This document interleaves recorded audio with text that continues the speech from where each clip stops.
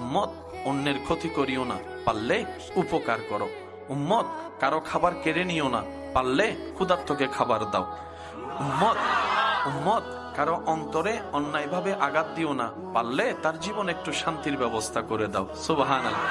উম্মত কারো দোষ পেলে জগতে বলিয়ে বেরিয়েও না, অন্যের দোষ পাইলে দোষকে গোপন করে তাকে ইজ্জতে রাখো, তার ইজ্জত হেফাজত করো।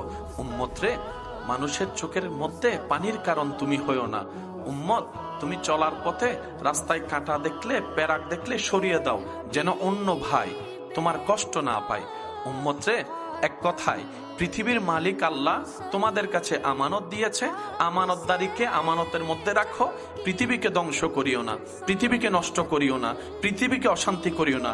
কোরআন যে কথা বলে, লা তুফসিদু ফিল আরদে, রব বলে আমার জমিনে তোমরা ভাড়াটিয়া থাকতে দিয়েছি, মালিক কাউকে বানাইনি। সুতরাং জমিনে তোমরা ফাসাদ করিও না, অশান্তি করিও না, তর্ক বিতর্ক করিও না, জামিলা করিও না, রক্তপাত করিও না।